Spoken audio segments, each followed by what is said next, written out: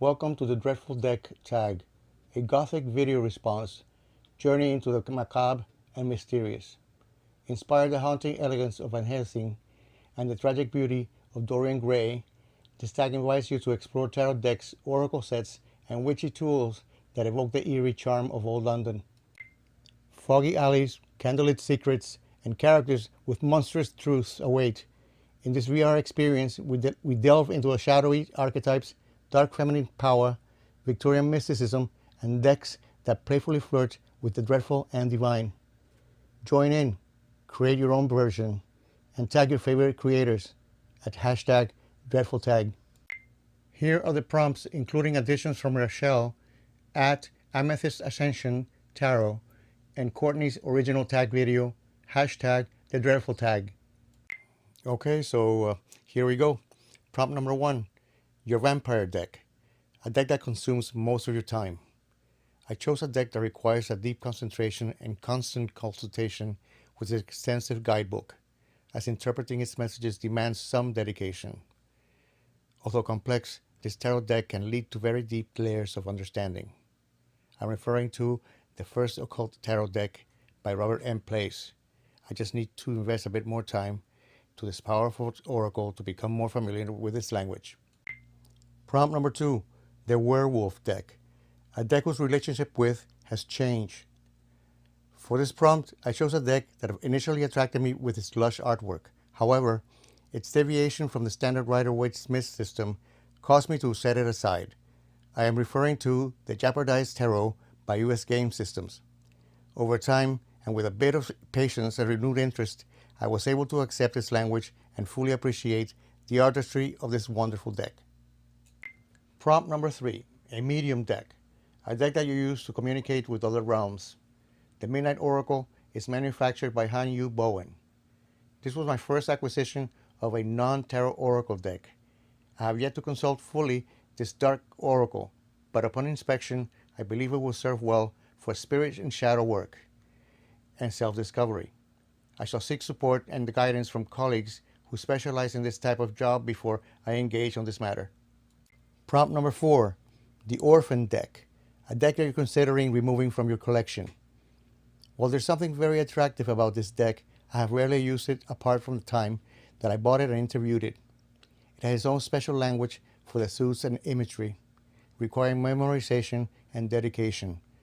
The Lumichella Tarot from Leaf and Card Mystical Publishing is the deck in question. I've considered rehoming it, but I find it difficult to part ways with something so compact and colorful. I guess I will keep it for a while until I decide to find it a permanent place in my collection. Prompt number 5, the Sweeney Todd deck, a deck that complements my psychic talents and has a dark theme. One of my favorite and first dark themed decks is the Tarot of Lost Souls from the Craft Cards store. I fell in love instantly with its eerie, faceless characters. This deck resonates with me on a very deep level, and it was the one to use for my very first shadow work. A trusted friend, it performed beautifully, delivering such strong messages that I'm now taking a break before another round of this practice. Prompt number 6, the Dorian Gray deck, a deck that mirrors or reflects you. Although I have not used it very extensively, the Unveiled Tarot by Liminal 11 expresses how I tend to see myself: urban, diverse, inclusive, a world citizen. My mind occasionally drifts into tangents that appear related, but may signal a bit of either ADD or perhaps even psychosis. Staying focused and on the trail of one vision can sometimes be a challenge. Prompt number 7, the Witch deck, a deck that is witch-themed or one that you use in spells or rituals. The Magic Witch Tarot is a small monochrome deck that I found on eBay. Despite being an inexpensive generic pip deck, it effectively represents some very witchy hocus pocus. Its traditional and straightforward reading style, combined with its compact size, allows for significant witchcraft in a limited space. Prompt number 8, the Jack the Ripper deck, a deck you wish you could chop, slash, and hack. I would rather rehome a deck than mutilate one. Gilding is probably the only alteration allowed. I do not even allow ripple shuffle my decks for fear that they get bent out of shape. But speaking of mutilations, I'm reminded of one of my rare treasures, the Vlad Dracula Tarot deck by Rockpool. With its gilded edges, antique woodcut images, and blood red splatter covers, this deck is a macabre beauty that requires a strong heart to appreciate it fully. Prompt number 9. The Frankenstein deck. A deck that I have either modified or created by myself or by others. Again, the only alteration to my decks is the occasional gilding of the edges, and only when it's deemed much accepted improvement. But therefore, in order to comply with the theme of this video challenge for raising the dead, I have pulled out the Tarot Z deck from Los Scarabeo. I have not created this chance yet to expose it properly, except to myself. I bought it specifically to surprise my godson, who is a freak for this type of genre. I am concerned that any other querent may run away scared from just a simple reading. I plan to take it out perhaps on the next Halloween, although it will have to compete with plenty others. Prompt number 10. The Scorned Women deck. A deck depicting strong women. Most of the decks I own display only strong women, vixens, or witches.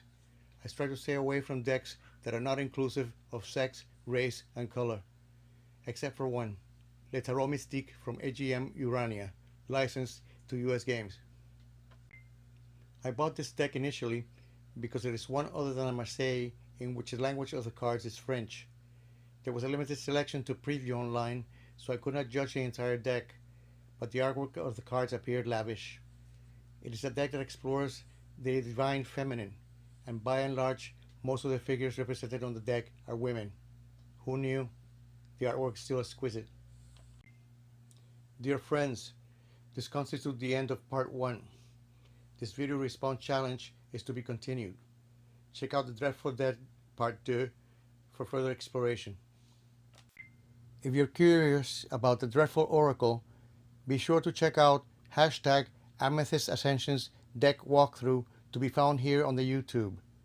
Don't forget to like, comment, and subscribe if this shadowy content speaks to your soul.